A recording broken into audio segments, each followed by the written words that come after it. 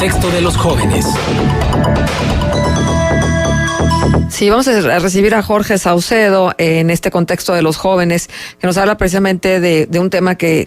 también sigue en el candelero de la opinión pública, que es el programa espía que se utilizó para saber y detectar las conversaciones y los correos electrónicos y demás de activistas, y en este caso de los activistas del GEI,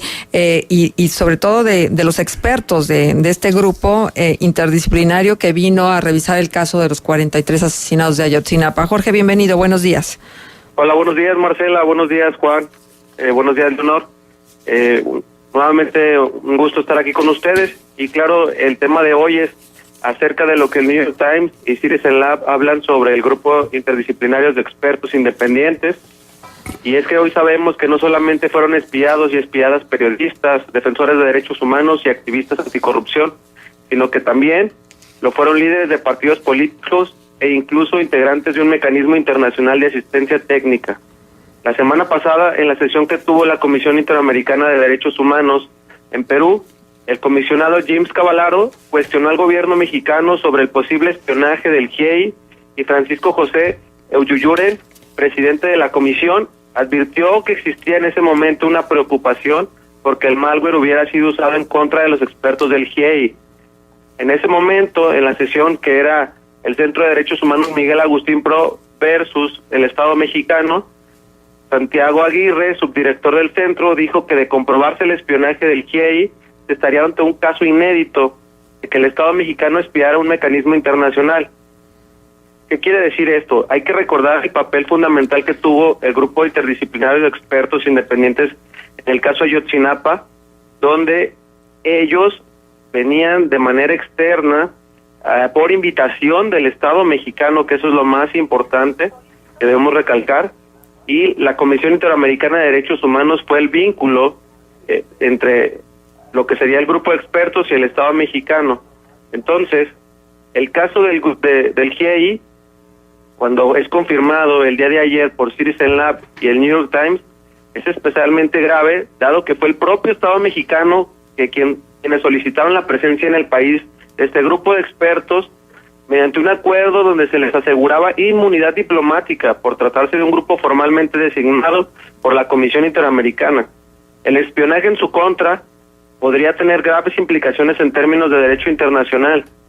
Y como lo decía Francisco Cox, exintegrante del GIEI, si esto le puede suceder a un órgano independiente que tiene la inmunidad y que fue invitado por el mismo gobierno, da miedo pensar qué le podría pasar a un ciudadano común en México. El espionaje del GIEI reafirma la necesidad de un panel internacional de expertos que investigue al gobierno espía, aunque Roberto Campa, subsecretario de Derechos Humanos de la CEGOV,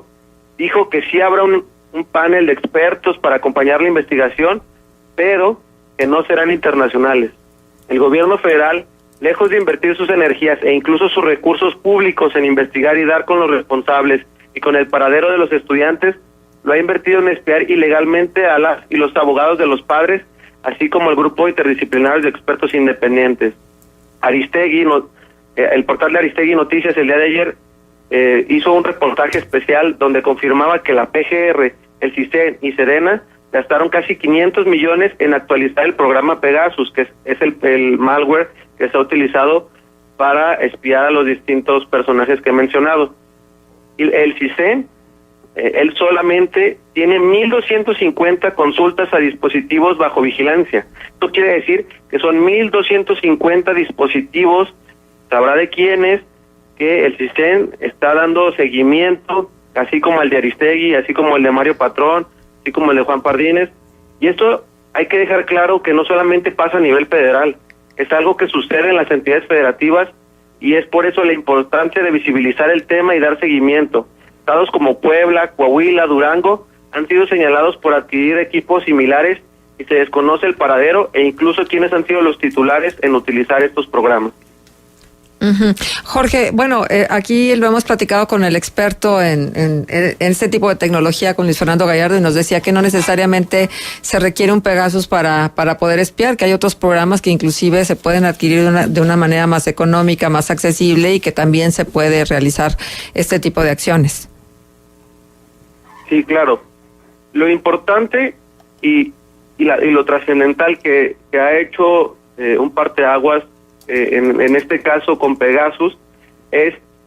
el trabajo que ha hecho Citizen Lab en dar un peritaje que permita comprender pues la trascendencia, el uso y la forma en cómo opera Pegasus. Anteriormente, portales como Aristegui Noticias, incluso el Universal, Reforma, habían hablado de la compra de distintos aparatos y distintos programas que se habían comprado a compañías italianas que vendían, en este caso, sistemas similares a Pegasus, como los que ahorita venden ESO Group, y entonces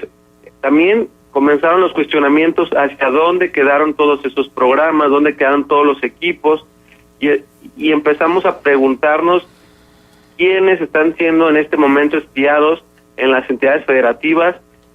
Empezamos a preguntarnos que no solamente estamos hablando de personajes tan visibles como Aristegui, como Mario Patrón, en este momento como Ricardo Anaya, que sabemos que también fue espiado, sino que también está la posibilidad de que periodistas locales, activistas, defensores de derechos humanos e incluso políticos de oposición en las distintas entidades federativas están en el mismo caso. ¿No es una paranoia ya esto? Yo creo que la paranoia sería si estuviéramos hablando de algo que no estuviera comprobado, y entonces en su momento, cuando comenzó el primer reportaje del New York Times, se decía, bueno, es que se lo están inventando, bueno, es que siempre hemos sabido que el gobierno, y bueno, todos los gobiernos espían a quienes les resultan incómodos. Hoy estamos parados frente a algo que nos demuestra que es una realidad y que estamos viendo que no solamente uno podría pensar que serían líderes políticos o incluso líderes sociales, pero estamos viendo que no hay una línea común, sino que estamos viendo a distintos personajes que en su momento, y es lo más que es lo trascendental que ha hecho Citizen Lab, que te demuestra qué es lo que estaba haciendo esa persona o ese grupo justo cuando reciben los mensajes o cuando fueron espiados, y entonces van haciendo la conexión de por qué era tan importante que se espiara. Yo creo que caer en la paranoia sería hablar de algo, pero no hay una prueba, y en este caso hay tantas pruebas que los que han sido espiados han presentado su denuncia con sus respectivos pues con sus respectivos anexos, donde han acompañado esto que es el informe de Citizen Lab. Uh-huh. Jorge, déjame preguntarte, tú que estás en la Ciudad de México, ¿cómo se vive desde la Ciudad de México el caso Coahuila en este proceso electoral que bueno, no termina de ponérsele punto final? Yo lo veo desde dos perspectivas. Está quienes hablan respecto a lo que va a suceder el 14 de julio y quienes aseguran o creen que hay mucha posibilidad de que pues la elección de Coahuila pueda ser anulada, pero también en los círculos rojos hay cierto hermetismo porque consideran que aún las cosas no están tan claras como se ha ido asegurando. Hace unos días aquí en la Ciudad de México estuvieron Guillermo Anaya y los distintos candidatos que ahora se sumaron y lo están apoyando por un Coahuila digno, y entonces ese movimiento aquí, por lo menos en los medios nacionales, al saber que esperaban una respuesta un poco